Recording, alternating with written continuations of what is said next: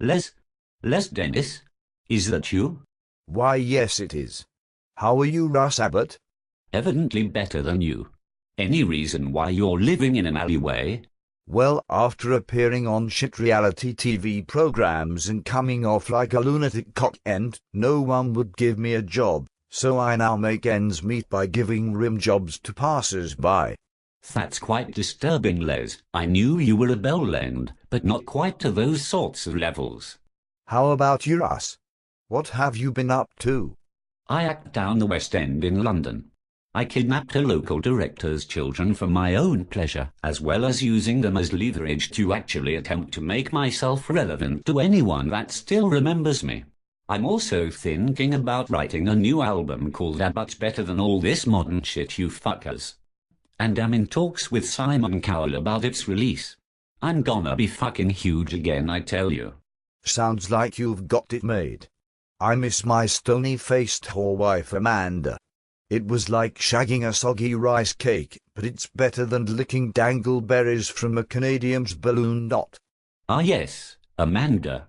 She enjoyed Abbott's meat. Said she had never been so satisfied. Russ, how could you? My pride is now stinging. Oh, shut up, Les. What pride? You were the host of shit ITV programming for far too long, and how your job is being done by a northern bellend whose wife's mouth stretches further than the M1. All this from you, Russ. Your so-called musical abortions were the epitome of everything that was wrong with entertainment in Britain in the 80s and early 90s. If I could, I would beat 6 bells of shit out of you and force-feed you every single copy sold of your hit single Night Holiday. Although that would only make for 5 copies. You prick.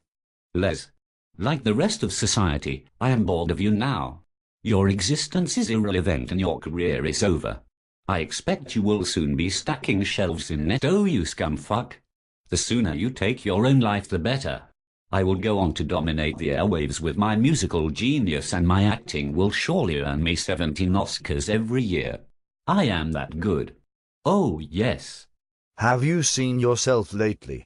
I live in an alleyway and talk to my only friend Dingers, who is made of paper plates and my own semen, but I still lead a better life than you. As well as gamely admitting that you are a pedophile, you seem to think that you are still relevant. You are the arse end of many, many jokes, much like your so-called career. You are held in such high esteem that you are regularly linked with such other geniuses as Philip Schofield, Andy Peters, Michael Barrymore and Dave. Your acting talents have forced Last of the Summer Wine to stop being made. You somehow made it more shit than it already was. The only awards you will ever claim are the ones I'm going to stick up your ass for being a clapped-out spanner. Les, stop this. We should not be fighting one another. I guess you are right. We are both equally pathetic. This is true. I sometimes cry myself to sleep due to the intolerable shame of having to act twice in Casualty. What about me, Russ? The last thing I ever did was act alongside Henry fucking Winkler in a stage version of Peter Pan. He raped me anally. My ass is sorter than after a Barrymore pool party. Well, then we must plot our sensational returns. We must. But not now. There will be time. Mwahahahaha. Stop laughing. God, you are a prick. Does this mean we are friends again? Can I stop talking to the rats? Yes. You can stop talking to Ant and Dec. Even I find those Geordie toss bags annoying. What is their purpose? They can't present, act or perform in any way. They would have been brilliant when we were big, but in today's society, they are as welcome as George W. Bush at an Afghan serviceman funeral. Russ, you are digressing too much. How are we going to make our comeback? Easy. We make a sex tape. A sex tape? With whom? Each other. Really? Yes. Think about it. Paris Hilton, Kim Kardashian, Susan Boyle. They all became popular for getting their clunge out and flaunting it on low-res night vision porn. I say we rent a room, lob up the lampshades and make history.